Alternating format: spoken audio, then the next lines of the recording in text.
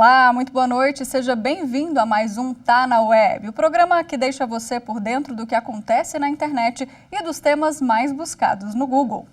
Hoje a gente fala de um assunto preocupante que merece nossa atenção, a variante Delta, uma nova variante do coronavírus que pode, infelizmente, ser transmitida de forma mais fácil e rápida. O governo de São Paulo já confirmou que essa variante, que vem da Índia, circula lá no estado. Foram instalados em São Paulo barreiras sanitárias nos terminais rodoviários da capital e no aeroporto de Congonhas para monitorar todo mundo que chega lá em São Paulo.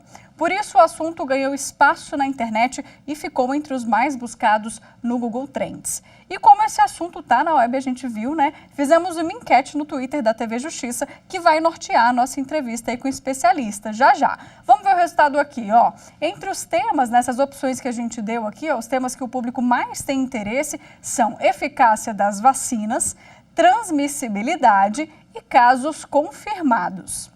Bom, para me ajudar aí com esse assunto, eu vou chamar aqui na tela agora o Marcelo Dayer, que é infectologista e consultor da Sociedade Brasileira de Infectologia. Boa noite, Marcelo, seja bem-vindo aqui mais uma vez ao programa. Boa noite, obrigado, um prazer falar com vocês. Bom, Marcelo, muita gente está preocupada, né? Porque a gente está entrando, já tem 1 ano e meio de pandemia, ninguém mais aguenta e a gente ouve falar a todo momento de novas variantes. E agora vem a variante Delta, que tem uma alta transmissibilidade, que tem muita gente preocupada com ela. Então, eu queria que você introduzisse para a gente aqui um tema, né? E falasse como é que essa variante veio parar aqui, uma variante da Índia, né? E qual que é o risco que a gente corre, se a gente corre algum risco aí de um novo surto, né? Uma nova, uma transmissibilidade tão absurda que possa gerar aí mais uma onda do coronavírus. Bom, essa variante ela está circulando não só na Índia, né, mas na Europa toda e na Inglaterra ela representa hoje a maior parte dos casos diagnosticados lá. Já representa 40% dos casos diagnosticados nos Estados Unidos hoje também.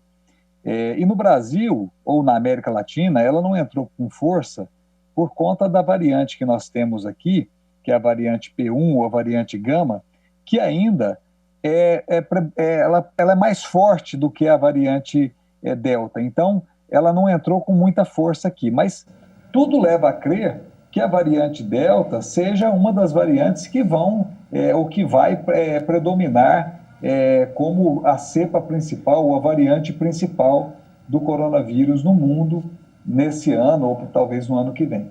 Bom, só para a gente contextualizar, a P1 é aquela que a gente viu mais no início do ano lá em Manaus, né? Que causou, uma tragédia lá, foi super transmissível. Então, só para a gente entender, essa P1, que é a que a gente já tem aqui, a gente pode dizer que ela é um pouco mais forte que a Delta, mas em nível de transmissibilidade, de facilidade, né, de passar esse vírus de uma pessoa para outra, a Delta é pior, seria isso?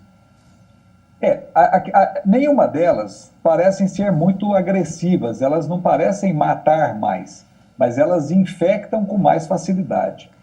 Tanto a P1, quanto a Delta, quanto a Alfa, que é a primeira da Inglaterra, elas infectam mais facilmente as pessoas. O vírus está se adaptando, então essa adaptação do vírus faz com que ele busque mudanças na sua estrutura para ser capaz de infectar mais pessoas com mais rapidez. E é isso que está acontecendo. A Delta, ela é 60% mais infectante do que a Alfa, que já era 40% mais infectante do que a variante inicial de Wuhan. Então, o que a gente tem é uma mutação do vírus para que ele seja capaz de infectar pessoas com maior rapidez e o maior número de pessoas. E isso vem acontecendo. Por isso que preocupa muito o surgimento dessas variantes. Era isso que eu ia te perguntar. Por que a gente tem esse surgimento tão rápido de tantas variantes, né? Às vezes até ao mesmo tempo. Como é que acontece? Como é que esse vírus faz essa mutação?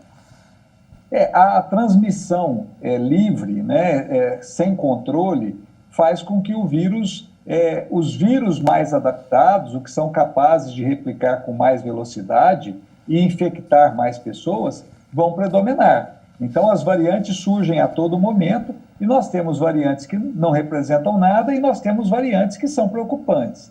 No caso, essa variante Delta, a variante Gama, que é a P1, a variante Alfa, existem variantes, a variante da África do Sul, essas variantes são as variantes preocupantes. Essas variantes realmente preocupam porque elas são capazes de burlar o sistema de defesa. Então, aqueles anticorpos monoclonais que a gente viu falar fim de maio, que foi aprovado pela Anvisa, que são medicamentos para bloquear a entrada do vírus na célula, as variantes elas escapam com mais facilidade desses medicamentos.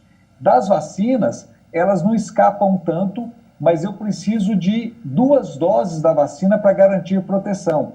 Então, enquanto eu tinha com a variante inicial uma dose da Pfizer e uma dose da AstraZeneca chegando a 70% de proteção, para que eu alcance algo um pouquinho maior que isso, com a variante Delta, eu preciso de 2 doses. Então, o Reino Unido está correndo para fazer 2 doses na sua população, porque a variante Delta é a que está predominando, e sem 2 doses, a doença continua transmitindo. A proteção com uma dose só é de 30%. Então, é importante que as 2 doses sejam feitas. Isso lá vai um recado para a gente aqui do Brasil. É muito importante que as 2 doses sejam feitas aqui também, para ter proteção total contra a doença. A gente tem visto aí muitas pessoas não indo, né, aos postos para tomar a segunda dose. Falando em vacina, a gente viu que é o tema ali que o pessoal tem mais interesse, né, na nossa enquete do Twitter. A gente tem hoje a Pfizer, a AstraZeneca, a Coronavac e agora a Janssen que chegou, né?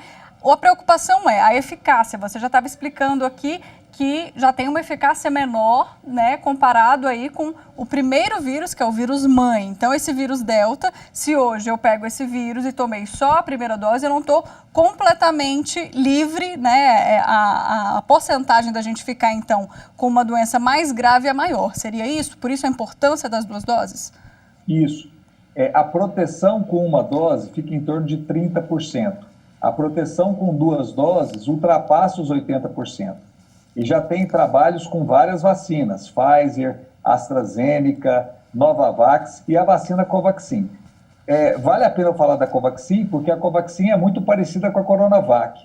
Então, se a Covaxin garante proteção, provavelmente a Coronavac também garante proteção com as 2 doses. Então, isso deixa a gente um pouco mais tranquilo. Ou seja, apesar de ter as variantes, delas infectarem mais fácil, quem está vacinado tem menos chance de ter a doença. E tem dados já concretos, né? O Reino Unido mostra isso, que o número de casos entre os não vacinados é 4 vezes maior do que o número de casos entre os vacinados. Então, a vacina realmente protege, diminui gravidade. As pessoas, às vezes, podem até se infectar, mas diminui gravidade da doença. Inclusive, doutor Marcelo, em São Paulo já estão estudando, né, antecipar a segunda dose, por exemplo, de quem tomou a AstraZeneca, que tem aí uma janela de 12 semanas entre uma dose e outra. Essa seria, então, uma boa estratégia, né, que outros estados, se realmente essa variante aí se espalhar pelo Brasil, que a gente sabe que aqui se espalha muito rápido, né, porque não existe controle nenhum aí de quem chega e de quem sai para nenhuma cidade, ou até de fronteira mesmo, né, de país para país. Então, essa estratégia é uma boa, antecipar a segunda dose? Talvez seja. A gente precisa agora, primeiro a gente precisa ter vacina para poder garantir pelo menos a primeira dose. A estratégia do espaçamento de 12 semanas é para que a gente conseguisse vacinar o maior número de pessoas possível com a primeira dose, porque já que garante uma certa proteção a primeira dose, eu enfraqueço a transmissão do vírus. Então, assim, se a gente tiver vacina para poder antecipar, principalmente a da Pfizer, porque a vacina AstraZeneca, quando ela é feita com 12 semanas, ela garante uma proteção maior do que quando ela é feita com 6 semanas. Então, quanto maior o tempo o intervalo, então quanto mais próximo das 12 semanas, maior é a minha resposta. Entendi. Então, mas a da Pfizer poderia ser antecipada. Agora, a gente precisa ter vacina até para poder começar e poder fazer a O problema é que está faltando, às vezes, até para a primeira dose, né, em alguns estados, que a gente sabe que falta. Infelizmente, é um problema que a gente enfrenta, né? Agora, doutor Marcelo, o senhor mencionou agora há pouco uma variante da África do Sul, que essa sim é uma variante preocupante. A gente já tem notícia dessa variante aqui no Brasil ou ainda está por lá, não chegou aqui? Não, já tem alguns casos no Brasil, mas a variante da África do Sul, ela não parece ser a variante mais predominante, ela não conseguiu se sobrepor às outras.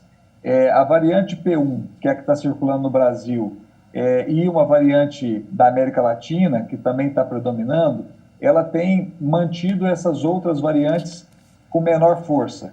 a variante Delta está entrando com muita força, né?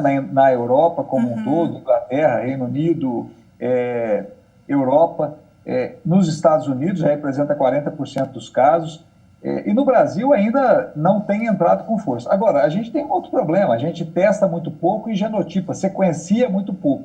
Então a gente precisava sequenciar mais para ter esse monitoramento mais próximo. Então precisava sequenciar vírus de várias regiões do Brasil para poder identificar precocemente aonde, o que está acontecendo, quais as variantes que estão surgindo, e aí tomar ações, se for o caso, específicas nessas regiões. E como você mesmo falou, como o trânsito é livre, se surgir uma variante dessa em alguma, vamos dizer, lá no Acre, ela rapidamente vai se espalhar pelo Brasil todo, chegando ao Rio Grande do Sul com facilidade, pelo trânsito fácil que seja por vias terrestres, caminhão, seja por aéreo. Então a gente tem um trânsito muito fácil aqui, muito rápido, né, no Brasil. E sem contar que tem gente que já tomou vacina e que abandonou o álcool em gel, abandonou a máscara. Então, para a gente fechar aqui a entrevista, doutor, um recado aí final, a gente precisa continuar com todos esses cuidados até a gente poder dar essa notícia. Eu, como jornalista, não vejo a hora de chegar aqui para a câmera e falar que a pandemia acabou, mas ainda não é o momento, né? A gente, pelo que se desenha, a pandemia ou a situação, a convivência com a Covid-19 não vai acabar tão cedo. Nós vamos ter que aprender a conviver com esse vírus. A Inglaterra já está até jogando o chapéu, dizendo que ela vai liberar tudo, mas que a doença vai continuar acontecendo, como a gente tem visto. Mas o corpo de vacinação lá é muito maior do que o nosso aqui. Então a gente precisa avançar na vacinação, as pessoas precisam confiar, acreditar e se vacinar, manter o uso de máscara, evitar aglomerações e a higiene das mãos. Isso é fundamental e vai continuar sendo fundamental em vários momentos. Vai num médico, vai numa consulta, vai ter que estar usando máscara, o médico vai estar de máscara, vai num ambiente fechado ou evite esse ambiente, ou se for, use máscara, porque nós temos risco de transmissão ainda. Tá certo, doutor Marcelo. Muito obrigada pela participação aqui mais uma vez com a gente. Eu que agradeço, um prazer falar com vocês. Bom, agora vamos aqui para o telão de novo, dar uma olhada no que mais está na web e os assuntos que movimentaram a internet aí nos últimos dias. Começamos a semana com uma notícia nada boa para o nosso bolso, viu? A gasolina aumentou mais uma vez, gente. Na segunda, a Petrobras fez um anúncio e aí na terça a gente já viu o preço nas bombas lá em cima. Gasolina subiu 6,32%, né? Teve também aumento no diesel e no gás de cozinha. Segundo a Petrobras, os reajustes são reflexo do preço do petróleo lá fora. Dureza, né? Ainda na segunda, e com mais também de 200 mil pesquisas no Google, temos auxílio emergencial aqui na tela. O benefício foi prorrogado até outubro. As regras e os valores continuam os mesmos. R$ 150 para a família de uma pessoa, R$ 250 para 2 pessoas ou mais e R$ 375 para mães, chefes de família. Lembrando que ninguém vai poder se inscrever, né? Pedir pela primeira vez. Vai ter direito só quem já recebe esse benefício. Um respiro para quem precisa dessa ajuda, né? E entre os destaques tivemos também o Pronamp 2021, que é o Programa Nacional de Apoio às Microempresas e Empresas de Pequeno Porte. Segundo a Receita Federal, 5,3 milhões de empresas têm direito a esse crédito, né? E para garantir os empréstimos, o governo subsidiou cerca de 5 bilhões de reais para o Fundo Garantidor de Operações. Os empresários esperaram muito por esse momento porque a pandemia destabilizou o caixa de quase todo mundo, né? Tomara que eles tenham um fôlego aí para os próximos meses. Bom, vamos agora então para uma rápida pausa. No próximo bloco, você já sabe, é hora de falar de fake news. Eu volto já.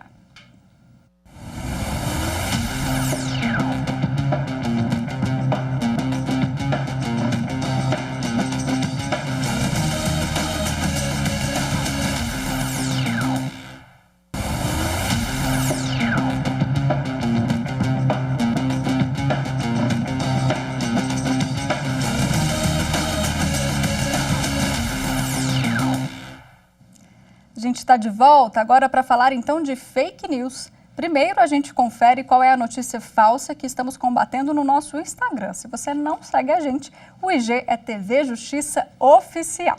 Vamos lá, viralizou essa semana a informação que a Universidade de Oxford concluiu que a ivermectina é eficaz contra a Covid. Mas isso não é verdade, gente. Eles apenas iniciaram um estudo com vários medicamentos, entre eles a ivermectina, para testar se há ou não eficácia contra a Covid. Então, não caia nessa fake news, viu?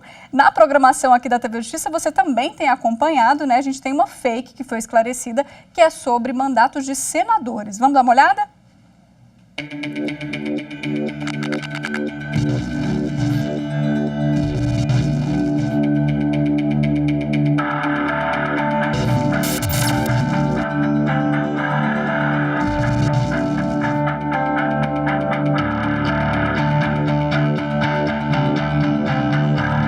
Pessoal, a investidura ou a destituição ao cargo de senador ou deputado federal, ela tem previsão expressa na nossa Constituição. Quanto à destituição, nós temos o artigo 55 da Constituição Federal que diz que o senador da República ou o deputado federal, ele só vai perder o seu mandato por meio de decisão judicial ou decisão da respectiva casa, no caso, Câmara dos Deputados ou Senado Federal, sendo que essa regra também ela vale tanto para vereador quanto para deputado distrital ou estadual. Então é muito importante, pessoal, que vocês tenham ciência dessa regra constitucional, porque está correndo umas notícias que dizem que o senador ou deputado federal eles podem perder o seu mandato por meio de abaixo-assinado, feito pela população. Só que isso não procede, pessoal. Então é muito importante que vocês tenham ciência do que diz a nossa Constituição, para que vocês saibam exatamente quais são os nossos direitos e deveres perante aquelas pessoas que nós elegemos.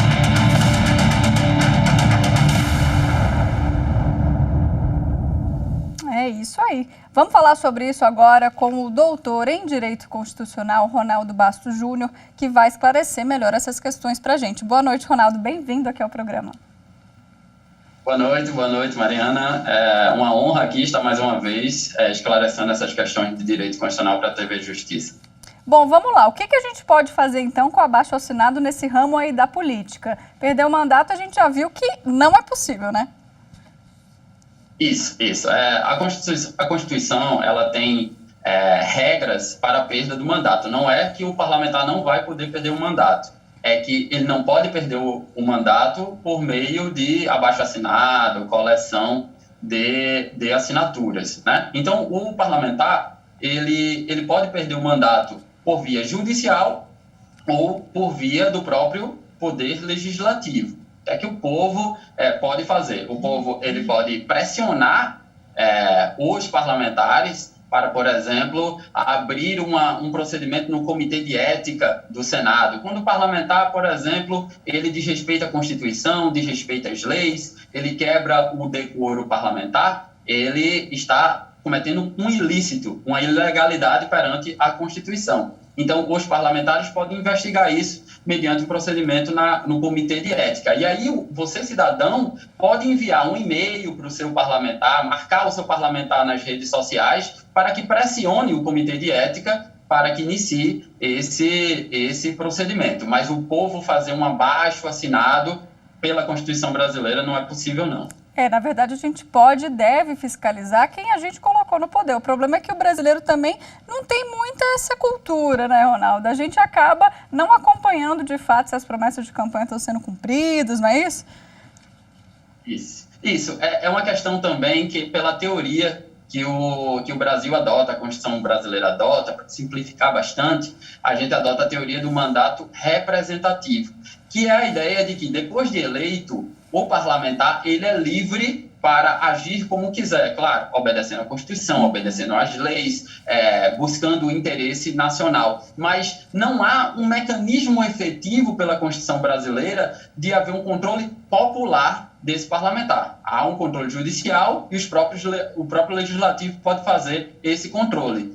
O que no mundo está se fazendo hoje em dia é substituir essa teoria do mandato representativo pela teoria do mandato imperativo, que aí seria possível, no caso, por exemplo, de um estelionato eleitoral, que é isso, quando um parlamentar, um senador, um deputado, ele promete uma coisa e quando assume o seu cargo, ele faz outra. Então, o povo poderia retirar esse parlamentar por meio dos chamados referendos revocatórios. faz uma consulta popular e se a população, por maioria, quiser retirar esse parlamentar, é possível retirar esse parlamentar antes do mandato. Mas essa novidade não está aqui, né? Infelizmente, aqui no Brasil ainda não tem.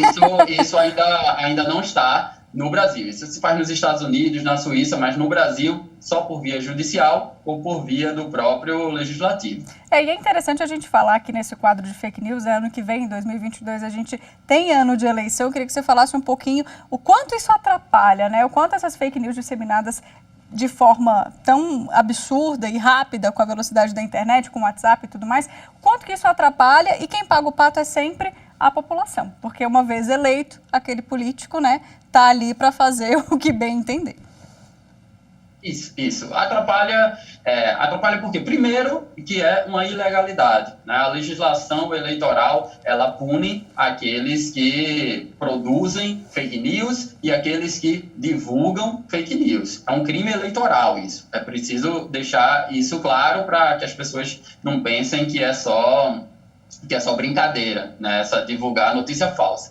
E, em segundo lugar, uma democracia tem que ser baseada na verdade, né? Você não pode promover com a democracia um assassinato de reputações, como os cientistas políticos dizem, quando você divulga mentiras, divulga as fake news e pode prejudicar um parlamentar. E quando você prejudica um parlamentar, além da pessoa que é prejudicada também os interesses que esse parlamentar representa, a classe social que esse parlamentar representa, os grupos sociais que esse parlamentar representa. E uma democracia baseada numa mentira não acaba bem, né? Então, é preciso que as pessoas tenham um comprometimento em não divulgar, e as pessoas que estão propalando, ou seja, compartilhando essas notícias, tem que ter a preocupação de verificar a procedência dessas notícias, né? Você recebe uma notícia no WhatsApp, você já divulga sem ler essa notícia, sem saber a procedência dessa notícia. Quem divulga também tem muita responsabilidade com essa propagação da mentira e prejudica a nossa democracia. É verdade. É bom lembrar também, já que a gente está falando em eleição, que cada candidato tem um canal oficial também, que as pessoas conseguem checar isso. Não é tão difícil, né, Ronaldo?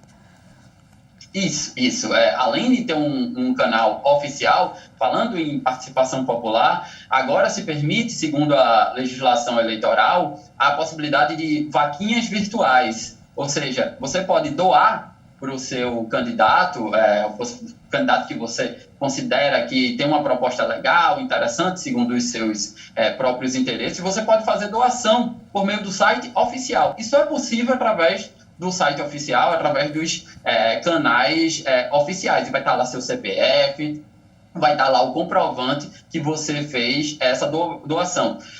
Para evitar caixa 2, evitar ilícitos, tudo na legislação eleitoral é feita de uma forma muito regulada para que se promova uma averiguação do que a sociedade brasileira quer efetivamente, para que os desejos da sociedade brasileira sejam refletidos nas urnas. É verdade, o trabalho do TSE tem sido impecável aqui, né? É bom a gente sempre lembrar disso. Ronaldo, eu agradeço demais sua participação, fica aí o recado, atenção a essas fake news e principalmente ano que vem, ano eleitoral, para você não cair em cilada e não acreditar em notícia falsa, né? Isso, obrigado pelo convite, boa noite a todos. Boa noite.